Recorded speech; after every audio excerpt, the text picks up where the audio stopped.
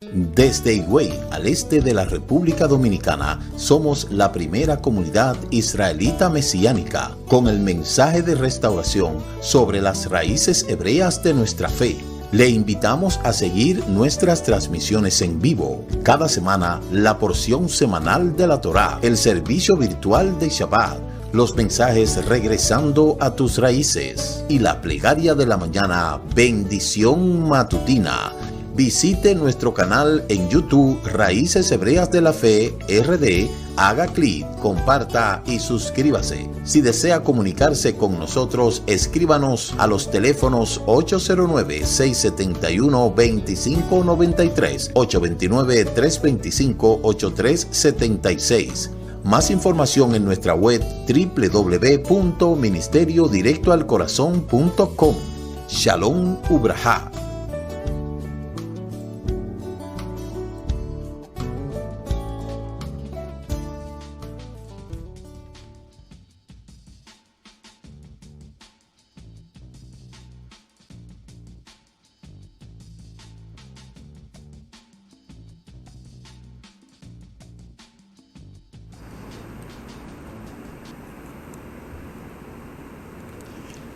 Shalom, amado, buenas noches, que el Eterno le bendiga, que el Eterno le guarde. Le damos la más cordial bienvenida a lo que es esta celebración del segundo día de Shavuot. Agradecemos a nuestro Padre Eterno que nos da la inmensa oportunidad de estar aquí para así poder estar hablando en esta noche de esta preciosa actividad que hemos estado nosotros celebrando. Shavuot es la conmemoración de la entrega de la Torá en Har Sinaí. Y todos los años nosotros hacemos una remembranza de esa entrega, la cual nos llena mucho de satisfacción el poder nosotros poder compartir un tiempo más dentro de lo que es este tiempo de la festividad de Shavuot. En Israel, obviamente, ha habido una celebración pues sumamente asombrosa, como todos los años. En todos los kibú allá en Israel hay una fiesta tremenda. Todos los kibú hacen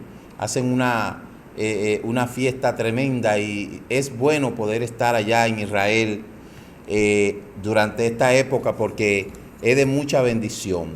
Nosotros en esta noche vamos a estar hablando acerca de la conexión que tiene esta festividad de Shavuot con lo que es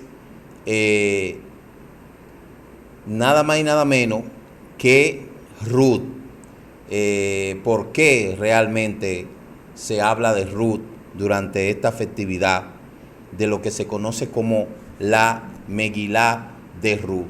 Es realmente una bendición el poder conocer el contexto de la relación que tiene Ruth con esta celebración, porque según cuentan los sabios, pues ya han demostrado y se ha dicho claramente este contexto, esa unión que se hace, que se habla del libro de Ruth con lo que es la festividad de Shavuot. Vamos nosotros pues a estar hablando un poquito de lo que es esa Megilá, como se le llama, la lectura de lo que es el Sefer de Ruth, la lectura de Ruth, la Megilá de Ruth, y vamos a poder conocer en el trasfondo todo lo relativo a esta festividad. Baruch atah Adonai Eloheinu melech haolam asher kidishanu bemitzvotav vetzivanu al divrei Torah.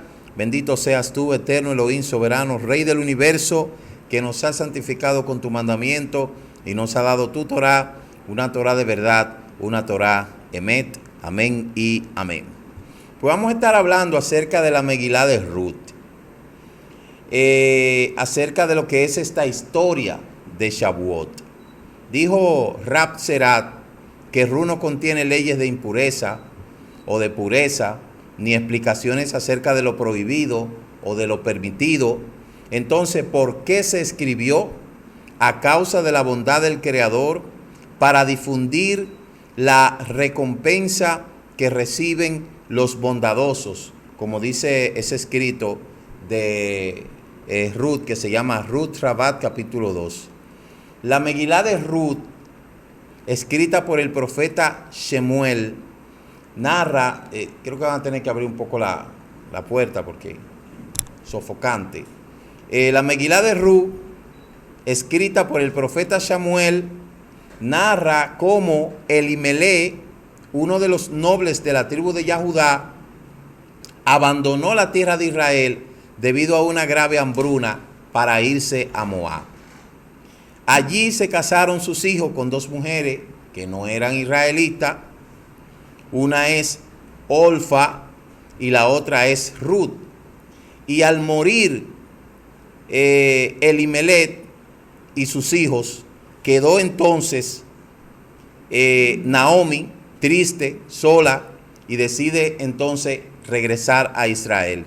Sus dos nueras quieren acompañarla, pero trata Naomi de persuadirla para que regresen a su pueblo, y Olfa accede, mientras que Ruth se une a Naomi. Nosotros sabemos de dónde vienen los moabitas. Los moabitas son descendientes del sobrino de Abraham, llamado Lot.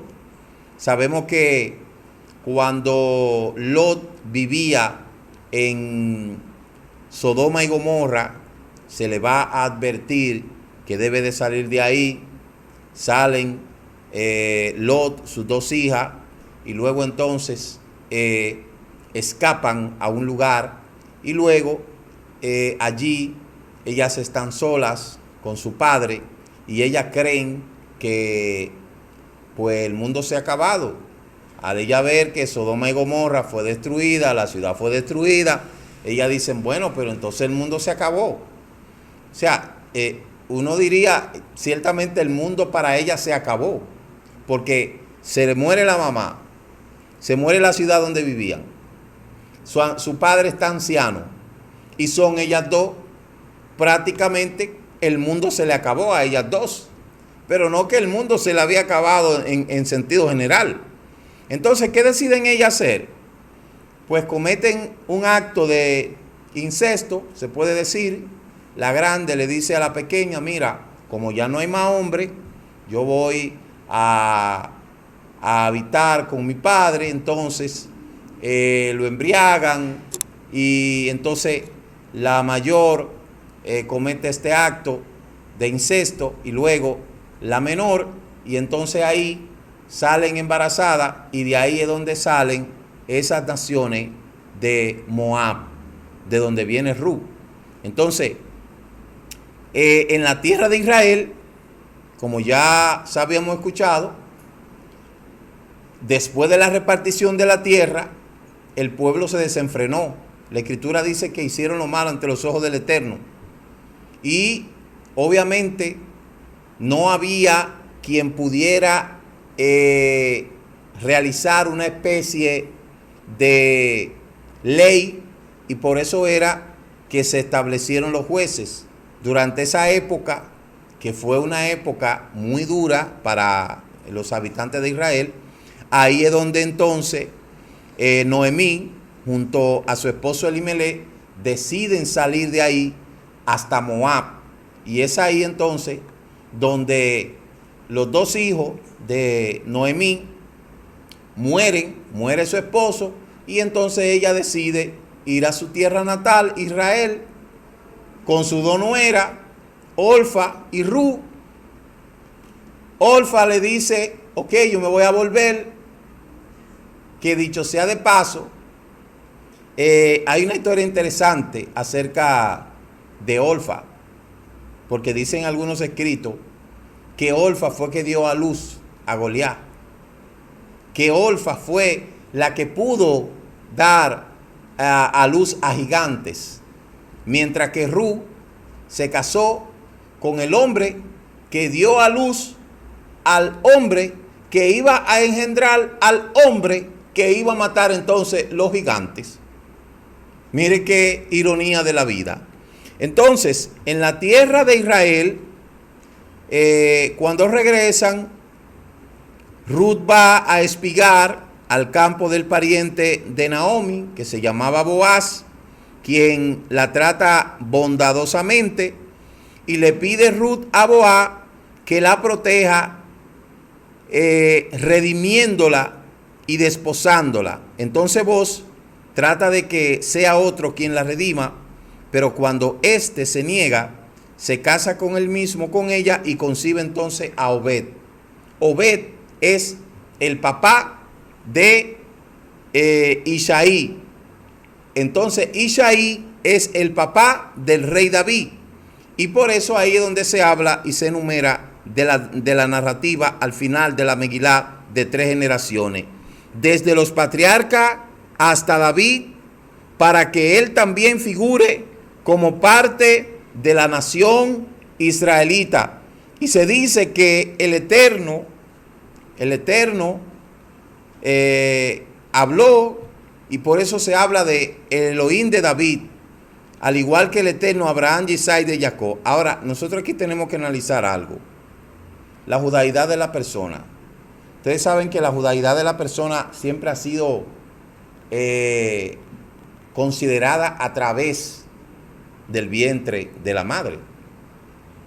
Entonces, ahí es donde hay una variable, porque si la judaidad de una persona se toma como punto de partida la madre, entonces David no era judío, porque David viene de una mujer que no era judía, en este caso Ruth.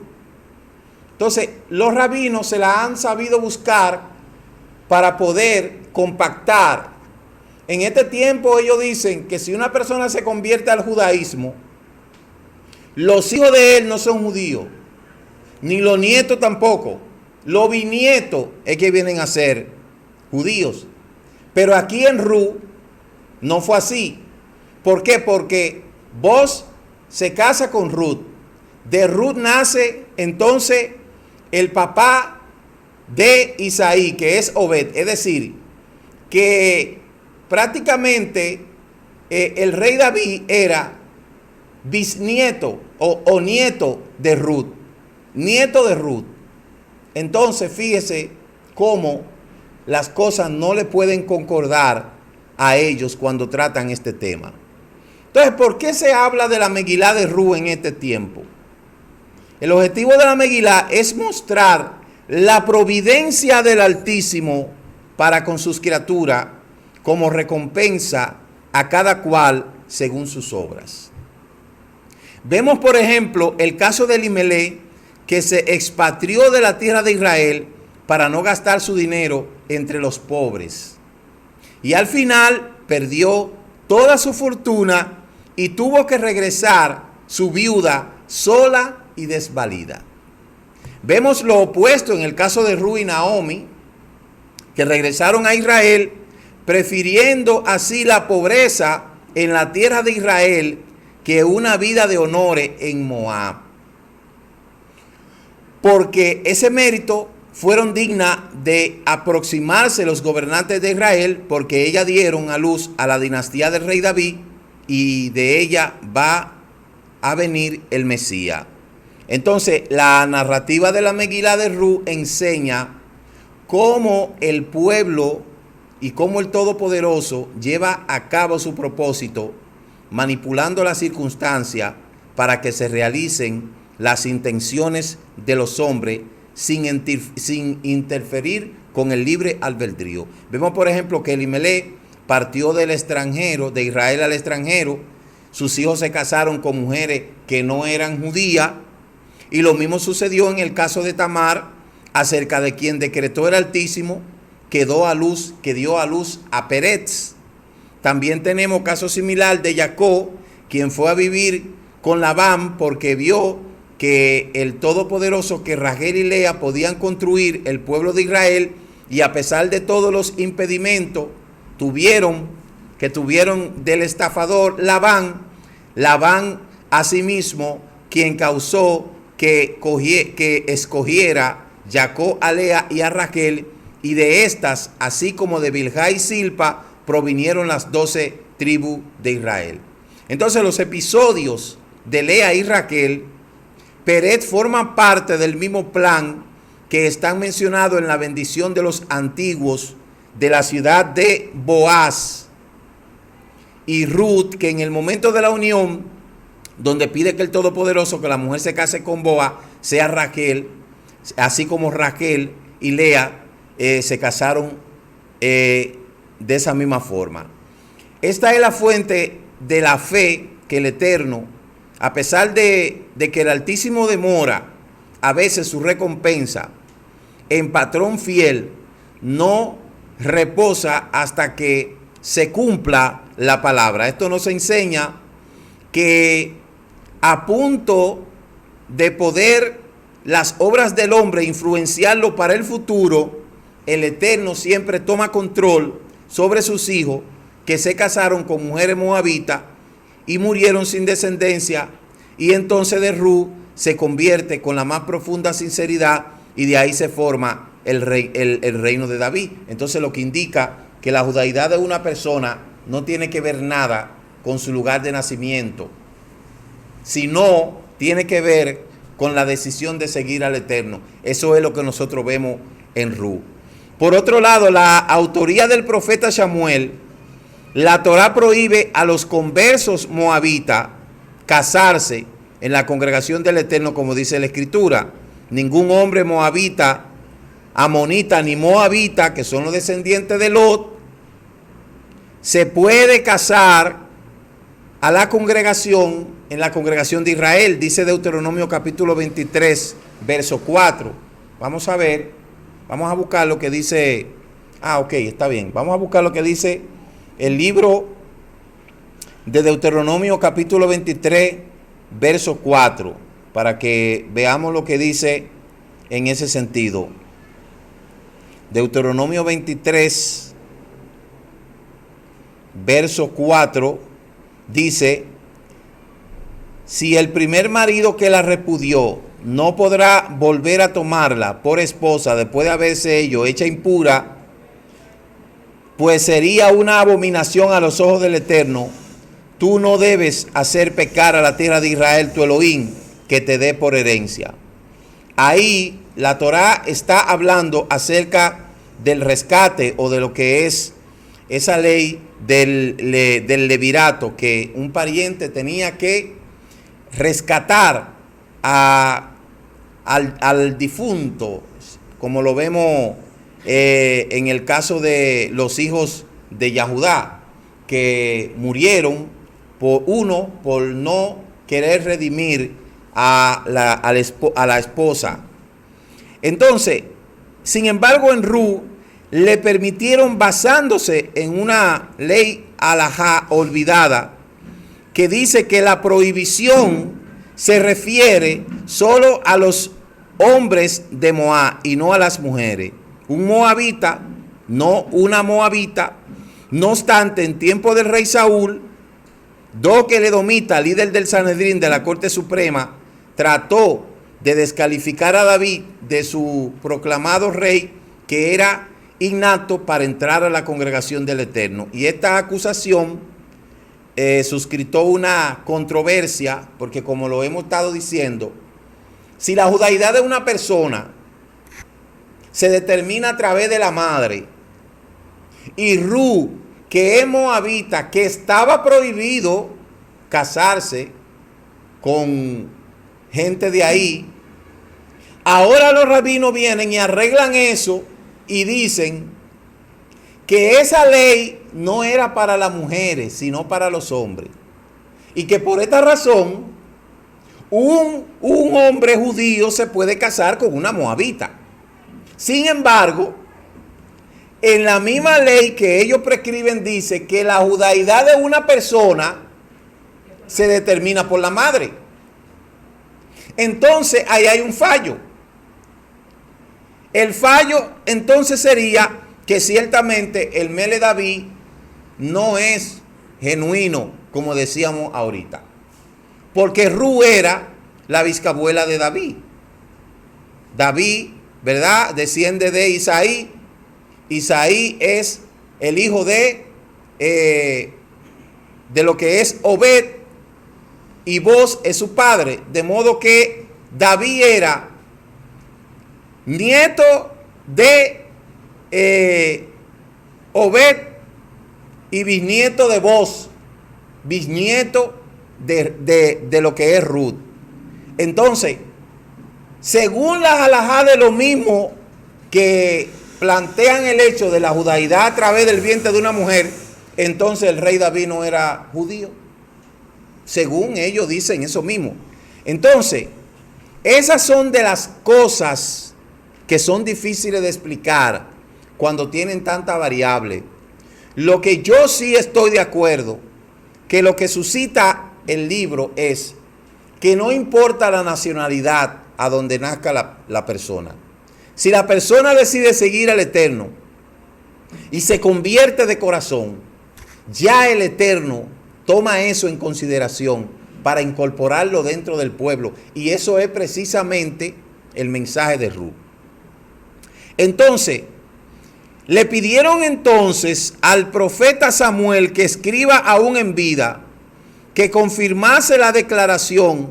En consecuencia, el profeta escribió la Megilá de Ruth como una decisión alágica para validar el derecho de entrar, de que David entrara en la congregación. Y cuando Samuel, con el episodio de Elimelech, que aunque era el más importante de la generación, fue castigado por su avaricia, porque dicen que Elimelech murió porque se fue de Israel para no compartir lo de él con los pobres.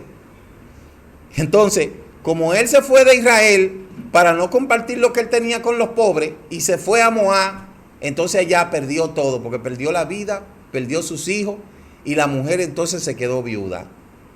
Eso es para que nosotros entendamos que la avaricia bajo ningún concepto es buena. Por eso, por temer que vendrían los pobres de Israel a pedirle dinero, él se fue de Israel. Y esa fue una de las causas que produjo la muerte.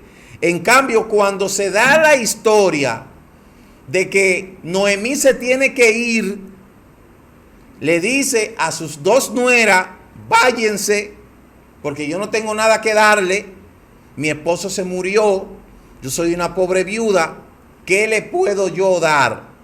¿Qué fue lo que dijo Ruth?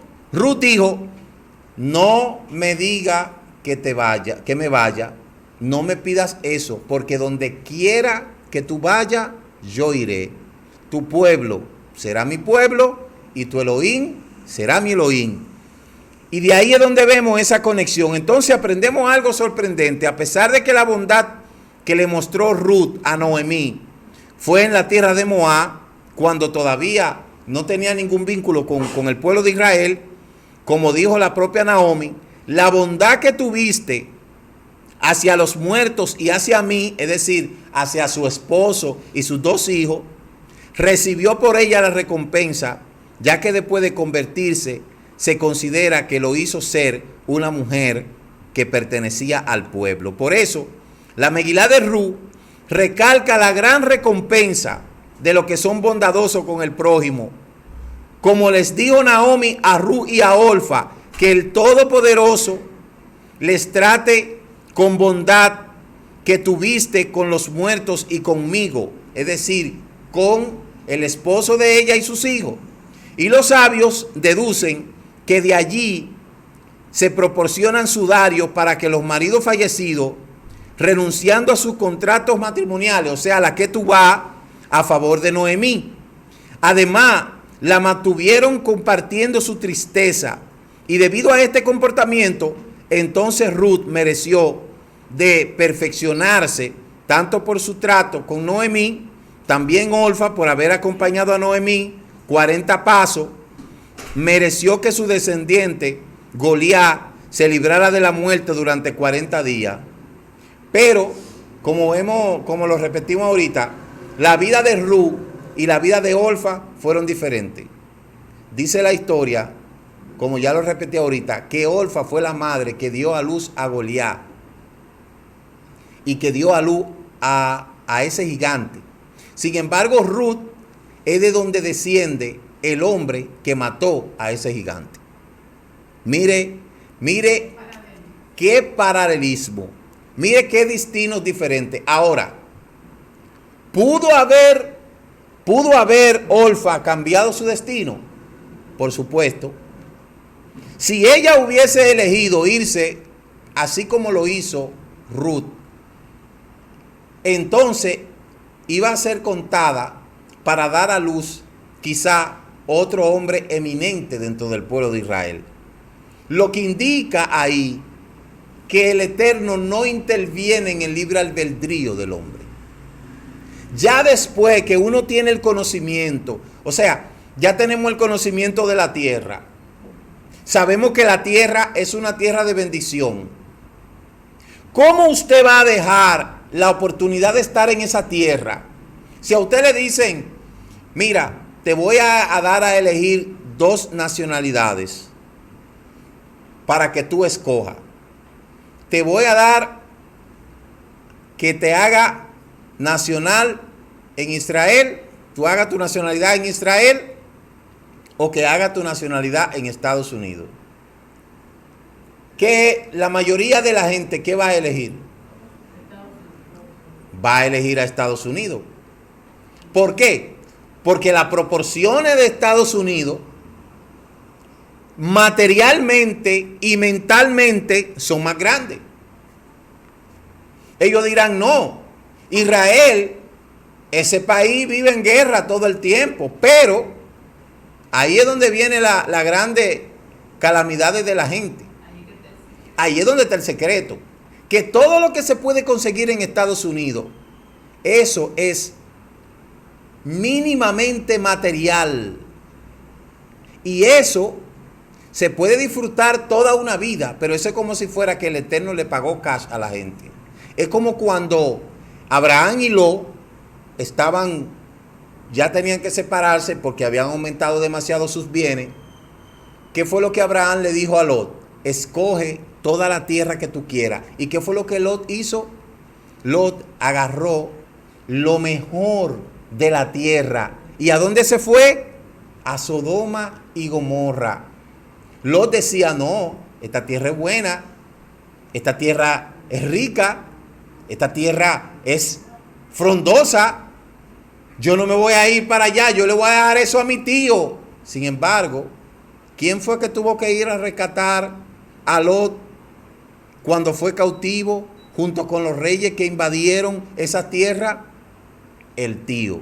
Entonces, lo que nos quiere decir eso, que necesariamente lo que nuestros ojos ven sea lo correcto, pero el Eterno no interviene en eso. O sea, el Eterno no interviene en eso. Es decir, que el Eterno no incide en las decisiones que una persona pueda tomar. Ahora, Él te da la información, Él nos da la información. Él nos dice, ¿a ti te gusta esto o esto? Nosotros, ¿qué es lo que tenemos que hacer? Evaluar las cosas y ver los pros y los contras. Cada cosa tiene lo que son sus ventajas y sus desventajas. Aparentemente irse a Estados Unidos es muy bueno, pero eso no significa que no van a tener problemas, porque eso fue precisamente lo que pasó con algunas historias en la Escritura, de todo el que dejó a Israel para irse a otro sitio. Todo el que dejó a Israel para irse a buscar una mejor vida, llegó derrotado a Israel. Entonces, lo que nos dice a nosotros, que a la hora de nosotros tomar una decisión, tenemos que pensarlo muy bien y orar al Eterno, y que no nos fijemos solamente en las oportunidades materiales, porque es muy probable que detrás de las oportunidades materiales hayan cosas espirituales dañinas que la gente no lo ve.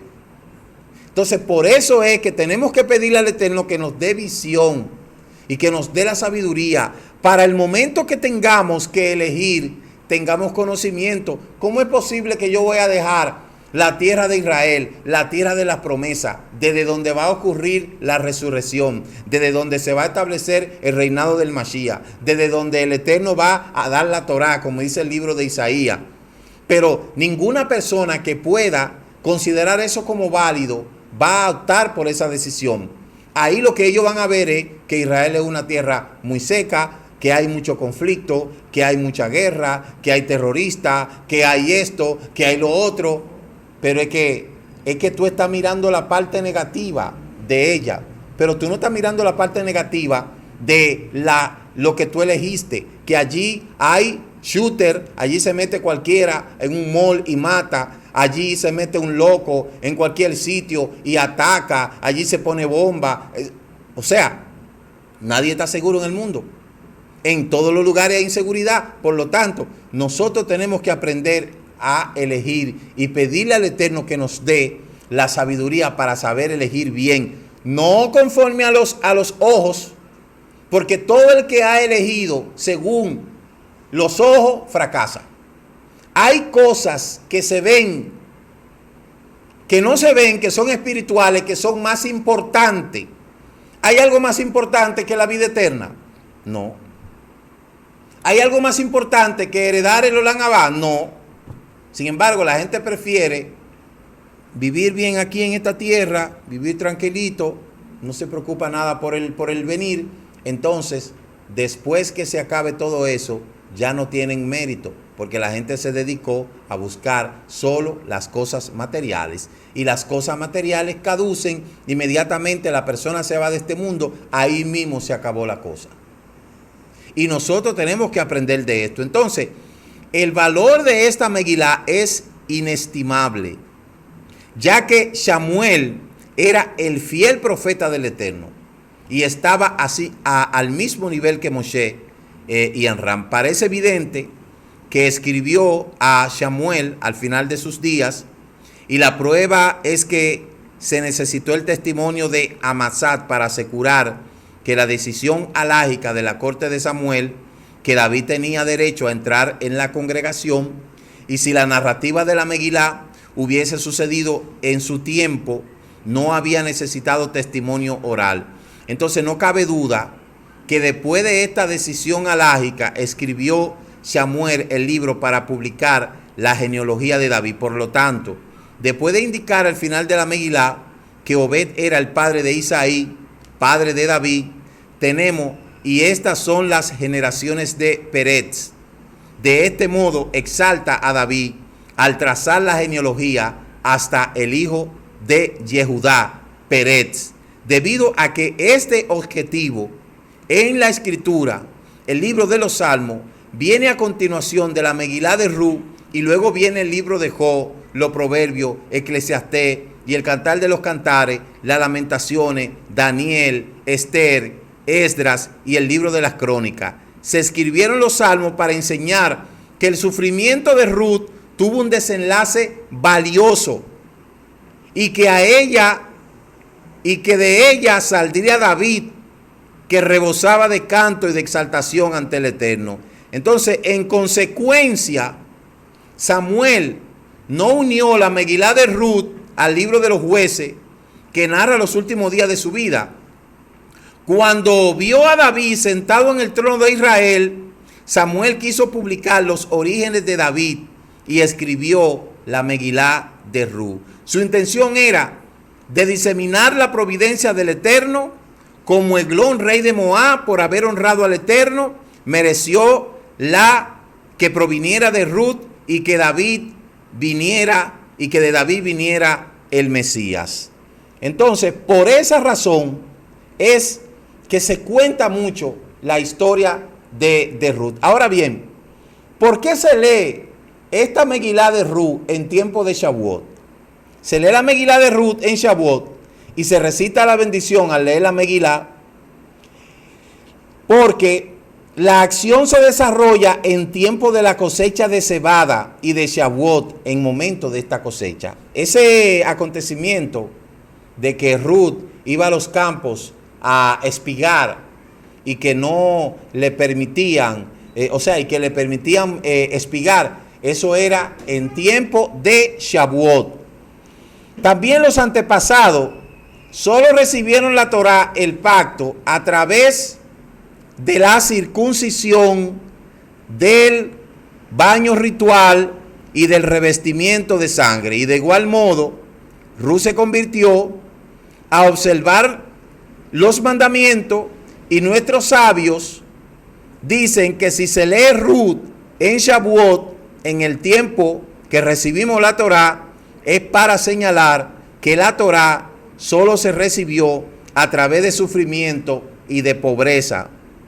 Dijo la Torá, el Eterno dijo que la Torá, si los ricos me estudian, se enorgullecerán, pero cuando el pobre me estudia y sean conscientes de que son hambrientos, y que dice, si los ricos me estudian, se enorgullecerán, pero cuando los pobres me estudien y sean conscientes de que son hambrientos y bajos, no se enaltecerán. Por eso es que se habla de la Megilá de Ruth. Fuera de Israel, la Megilá de Ruth se lee en el segundo día de Shavuot, o sea, hoy. Y tan solo quien se satisface un poco puede transmitir la Torá. Este es el indicio de que la cosecha de cebada, Ruth, a quien le bastó la cebada, el pan de los pobres, tuvo por descendiente del rey Salomón, quien transmitió la Torá a través de su sabiduría.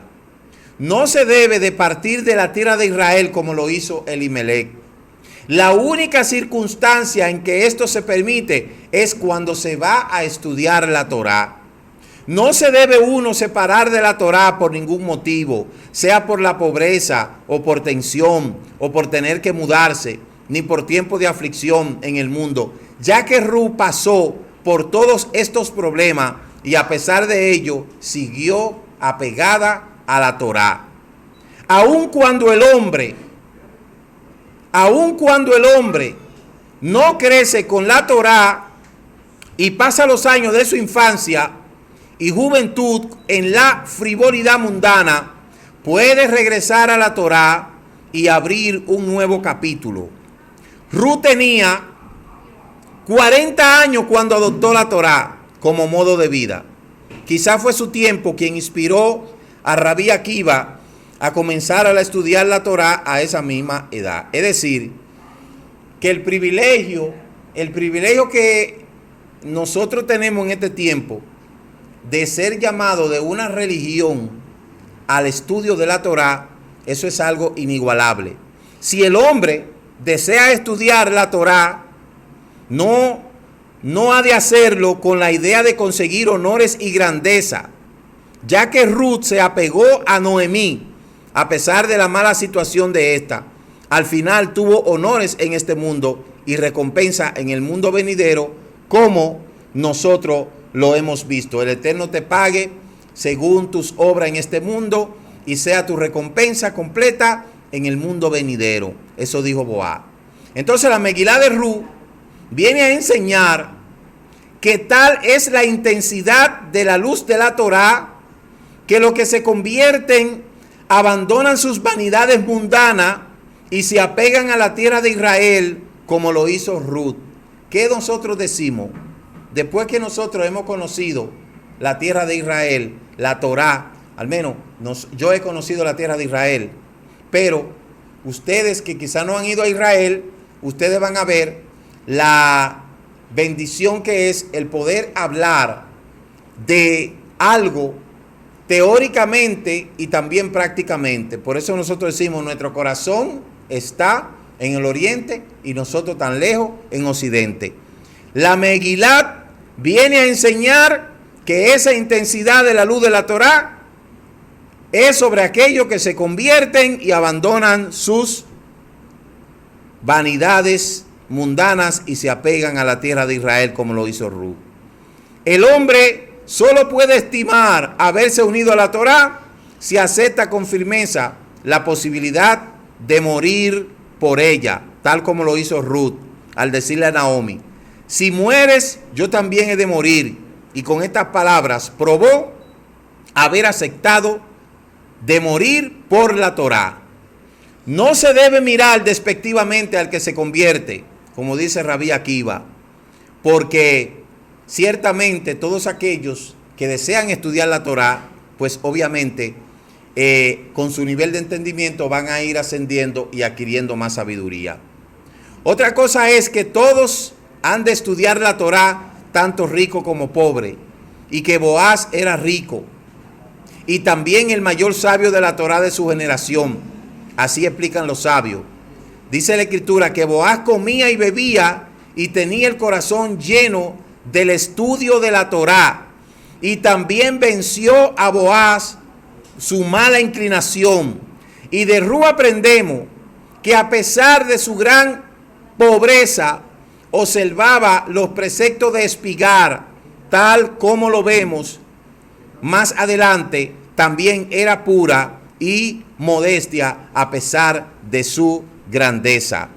Las mujeres rectas son iguales a los hombres, ya que aunque las mujeres no tienen la obligación tan ardua de estudiar la Torá como los hombres, sí pueden alcanzar un nivel espiritual elevado como lo hizo Ruth, llegando a ser la progenitora de el descendiente de Israel llamado David. Entonces, en Shavuot se completa el recuento de los días de contar el Omer, que es un tiempo de juicio estricto. En ese día leemos la Megilá, que nos inspira el hacer caridad, y esto nos protege del atributo de la justicia. Y a través de la Torá merecemos la redención. Por lo tanto, leemos la Megilá para inspirarnos a estudiar la Torá. De este modo vendrá pronto nuestro Mesías y los descendientes de Ruth, su bisnieto, el rey David, que es comparado con Moshe. Ya yo creo que todos han leído el libro de Ruth, ¿verdad? ¿Cuántos han leído el libro de Ruth? ¿Y qué ustedes han podido captar de esa enseñanza? Porque no es nada más leerlo, es racionalizarlo. Pero recuerde el punto que nos dice aquí. Estos eventos que ocurrieron dentro de la misma época de Shavuot, en ese entonces, relacionados con una mujer que supuestamente no era judía, y entonces afianzarse de esa manera hacia la dirección opuesta a lo mejor ella veía como válido, darle la espalda a otras oportunidades, porque de igual manera Ruth pudo hacer igual que Orfa. Ella pudo bien elegido irse para ser madre de gigantes como lo fue Orfa. Sin embargo, Ruth supo elegir. Pero además de eso, yo creo que el Eterno también direccionó a Ruth. Ella tomó una decisión. Exactamente. Cuando tomamos una decisión, que nosotros somos libres de tomar una decisión. Exactamente. Ella tomó la decisión de irse, y ella tomó la decisión, y Ruth tomó la decisión de seguir a su suegra, y no solo de seguir a su suegra, sino de confesar al Eterno.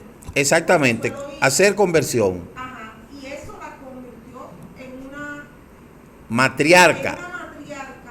No solo una parte común del pueblo, o sea, no una simple ciudadana del pueblo, sino que le dio el mérito de ser una matriarca.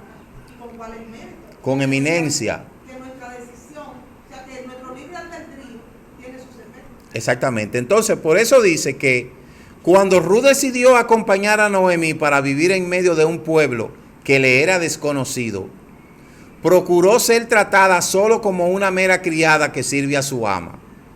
Y cuando su ama muriera, también su vida finalizaría, pero no tenía ninguna otra razón por lo cual vivir más que servir a Naomi.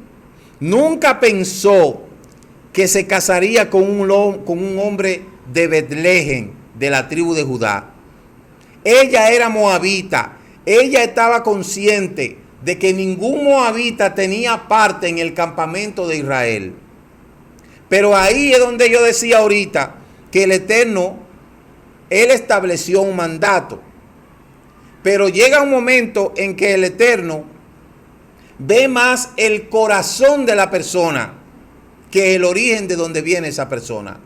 Y de ahí es donde nosotros hemos hablado todo el tiempo, que nosotros tenemos la facilidad de ser una versión modificada de nuestros antepasados.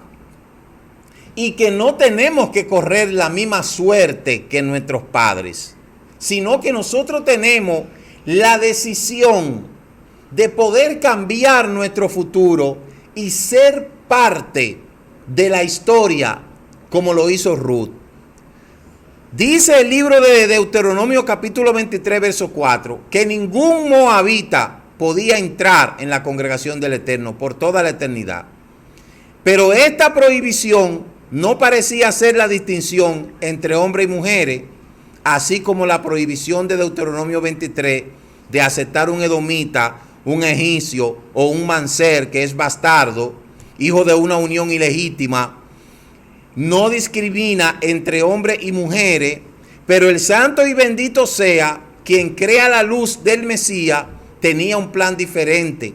En la primera generación, luego de la entrega de la Torá, nunca surgió interrogante respecto a si esta prohibición de aceptar a un moabita era parte del pueblo, debía de ser incluido tanto a hombres como a mujeres. Por eso fue que la halajá que se inventó, porque hubo que crear una halajá para poder aceptar eso.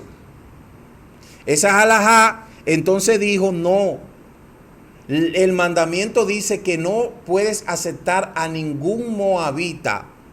Pero ellos dijeron, refiriéndose a los hombres. Pero eso fue una carta que ellos sacaron para poder acondicionar eso. Y por eso es que vuelvo y repito, la judaidad de la persona no se determina como dicen los rabinos hoy en día. Dígame, Raquel. Una de las cosas que para mí se destaca mucho de Ruth es esa obediencia ciega que ella tuvo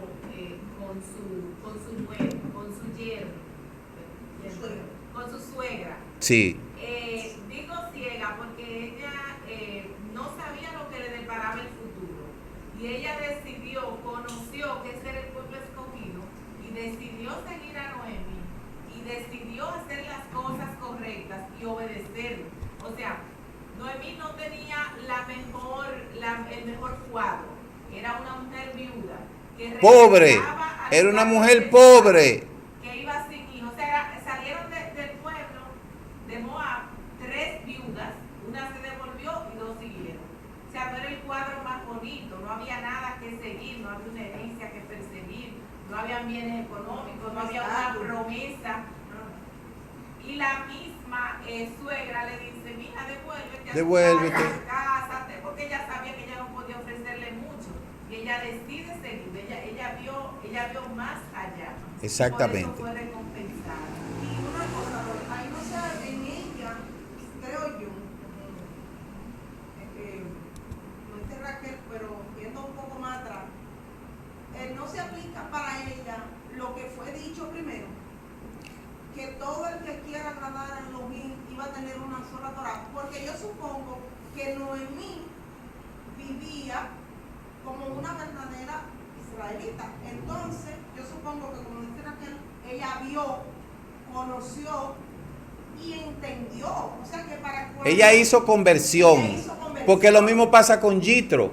Ella hizo conversión, ella vio. Entonces ella le dijo, no, es que tu Elohim es mi Elohim. Se supone que ella que no fue de un día para otro. Exacto. Ella vivía en esta casa, aceptó como vivían los hijos de Noemí, como vivía ella y aceptó. Claro. Entonces, y ya ella era parte del pueblo. Independientemente de cualquier cosa, ella ya, porque lo mismo pasa con Nosotros, ¿qué es lo que hemos dicho? pero por eso es que la gran verdad que destruye esa teoría de que ustedes son Benei Noah y que nosotros somos judíos, es que hay varias teorías que destruyen eso. Lo primero, dice la Escritura, una sola Torá tendrá el nacido y el que viene, y el extranjero, si viene y se suma al pueblo. Número dos, cuando se entregó la Torá, dice la Escritura, yo no hago este pacto solamente con los que están aquí, sino con los que no están, dando entrada a ese pueblo distanciado que no conocía de esa Torá, pero que sí la iba a conocer. Y número 3, el contexto de la conversión al Elohim de Israel, que eso nosotros lo vemos en la vida de Yitro, porque Yitro era sacerdote de Madián. Sin embargo, y era suegro de Moshe. En otra palabra, toda la gente grande que el Eterno utilizó viene de parentesco que no eran genuinos de Israel. Ningunos. Todos ellos venían de mezcla. Entonces, eso era una sombra de lo que ha de venir y de lo que llegó. Hoy en día existe una separación entre judíos y gentiles, y es lo que Rashaúl le dice a los Efesios en el capítulo 2. Dice el libro de los Efesios, porque en otro tiempo ustedes estaban apartados de la ciudadanía de Israel, ajenos a los pactos que personificaban la promesa. ¿Y qué dice Rashaúl? Pero él es nuestra paz, que de ambos pueblos hizo uno, derribando la pared. Pero eso mismo es lo que dice Ezequiel, capítulo 36, verso 22, que dice que en aquellos días yo lo voy a recoger a ustedes de donde las naciones, a donde han sido esparcidos, rociaré agua limpia sobre ustedes, quitaré el nombre de los ídolos que aprendieron en esas naciones y pondré mi ley en su corazón. Allí no está diciendo si usted viene o si usted no viene de Moab. Allí dice a todos. Lo que quiere decir que el Elohim de Israel es un Elohim incluyente, no excluyente. Él no está excluyendo a nadie. Aquí todo el mundo tiene la oportunidad de conocer al Elohim de Israel y ser parte de esa promesa. Pero eso es si la persona quiere. Porque ahí hay otro elemento y es el aspecto de la decisión de cada persona que se tome en consecuencia. Porque a nadie el Eterno le dijo, mira, yo te voy a hacer tal cosa. Así tácitamente dijo, no, si tú quieres, si tú obedeces, aún al mismo Israel le dijo, si tú obedeces y haces esto, entonces yo te voy a hacer esto. Lo que indica que de eso se trata, y cada vez, yo espero que cada vez que los judíos que tienen esa estigmatización contra aquellas personas que se consideran que no son judíos, puedan hacer entender claramente que cada día este asunto se pone más claro. ¿Por qué? Porque no es menos cierto de que todos los años que se hace el pronunciamiento de Ru en los tiempos de Shavuot, hablando de una mujer que no era judía, que pertenecía a Moab, donde dice el mismo Eterno que no va a entrar ninguna persona de la congregación de Moab en la congregación de Israel. Y allí no está diciendo si son hombres o si son mujeres. Allí dice ninguna persona entrará de la tienda de Moab a la congregación de Israel. Entonces, cada regla, el que hizo la regla, tiene también su modificación. No hay que ser, ni tampoco hay que nacer en Israel para usted ser salvo, que esa es la gran confusión de la gente. Claro, Hay gente que tiene una confusión con esto, que por eso es que ellos no se quitan la estigmatización del gentilicio. Y ellos dicen, no, es que yo soy gentil. Es que yo soy salvo por gracia. Es que yo sencillamente estaba excluido. Y ahora por la misericordia del Eterno es que yo voy a entrar en esta promesa. Mas no es así. Para eso vino Mashiach. Entonces nosotros deseamos que cada vez que se toque esto, cada año, que cada vez se pone más claro, los judíos entiendan de que el cumplimiento de la restauración de todas las cosas incluye a todas las naciones del mundo, y dentro de esas naciones del mundo a todos aquellos que decidan hacer lo mismo que hizo Ruth. Le dijo, tu pueblo será mi pueblo, tu Torá será mi Torá, tus mandamientos serán mis mandamientos, tu Elohim será mi Elohim. Ya. Ella sola se mudó. Si yo dije que el Elohim de los judíos es mi Elohim, a mí nadie me puede coartar. Si el Shabbat, que dicen que fue para los judíos, yo lo asumo que para mí, igual manera. Pues bueno, pero es lo que se ha malinterpretado. Entonces, definitivamente, esto nos llega a la conclusión de entender de que la exclusión del Eterno hacia toda la humanidad es algo que es comprobable, y que el Eterno no hace acepción de personas en todas las naciones del mundo, sin importar quién sea, el idioma que sea, de donde venga, hasta del mismo Egipto. No importa si viene de Egipto, no importa si viene de Alemania, no importa si viene de donde sea. Si es humano, tiene mente, corazón, Ruach, Neshama y Nefesh, tiene la puerta abierta de que pueda conocer la Torah. Y si quiere, y nadie puede decir no. Todo el mundo tiene la oportunidad. Entonces, el momento está en conocer, la clave está en conocer el momento preciso para saber elegir. Por eso es que ustedes ven que aún muchos palestinos han reconocido ciertamente la veracidad del Elohim de Israel y se han convertido al judaísmo de verdad. Nunca se había visto los Emiratos Árabes Unidos cantando el Shema y cantando Hatikvah, en los Emiratos Árabes Unidos. Sí. Entonces, de todas las naciones bajo el cielo, así como se celebra Shavuot, que dice que 70 naciones, la espina dorsal de toda la humanidad, son 70 naciones que están diseminadas en todas partes del mundo. Y que esas 70 naciones representan esos 70 toros que se sacrificaban en ese tiempo, uno por cada nación de la tierra. Lo que indica que en el tiempo en el que el Eterno quiera que se cumpla este asunto, van a venir gente de todas partes del mundo. Ahora mismo hay más gente de las naciones en Israel que los propios israelitas.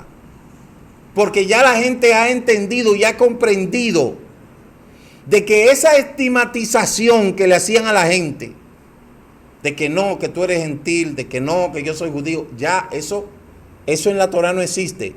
Cada cual tiene la oportunidad de poder aceptar al Elohim de Israel conforme a la decisión que tome en su corazón. Amén. Lo vamos a dejar hasta ahí, pero mañana vamos a estar hablando de la relación que tiene Shavuot con ese episodio del mal llamado Pentecostés, que fue una fiesta de Shavuot. Fue una fiesta de Shavuot, que eso tiene una relación muy afinada. De modo que mañana nosotros pues vamos a continuar con lo que es esta celebración, se puede decir, y hasta aquí hemos concluido con la última noche de Shavuot, aunque mañana se sigue hablando de la afectividad. Así es que el Eterno le bendiga a todos, que el Eterno le guarde, y vamos así desde Higüey, al este de la República Dominicana. Darle gracias al Eterno comunidad por israelita esta mesiánica. oportunidad. Padre, toda raba te damos en este momento porque nos ha dado la oportunidad de estar aquí en esta noche, en esta segunda noche de Shavuot. Así como Ruth ha declarado, no me digas que te deje, donde quiera que tú vayas, yo iré, tu pueblo será mi pueblo y tu Elohim será mi Elohim. Nosotros también hemos decidido, Padre Eterno, ordenar nuestro corazón y poder decir estas mismas palabras. Nosotros que nacimos muy distante de todas estas cosas, pero hemos sido alcanzados con la promesa que tú nos has dado a través de nuestro Mashiach Yeshua, que nos ha conectado con la Torá. Que nuestros descendientes puedan conocer la magnitud de la importancia de la Torá y la puedan poner dentro de su corazón. Toda Rabá Abacadosh en esta noche, Beshem Yeshua HaMashiach, amén y amén. Bien, desde pues, Higüey, al este de la República Dominicana, somos la primera comunidad israelita mesiánica con el mensaje de restauración. Desde Higüey, al este de la República Dominicana.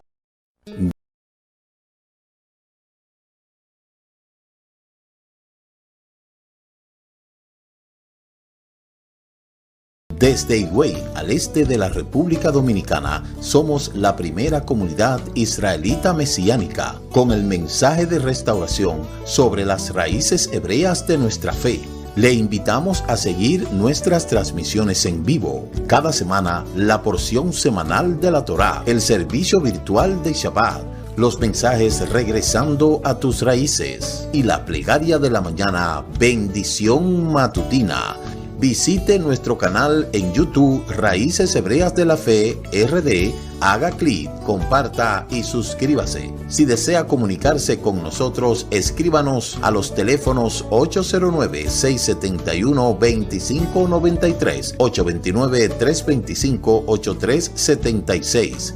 Más información en nuestra web www.ministeriodirectoalcorazon.com. Shalom Ubrajá.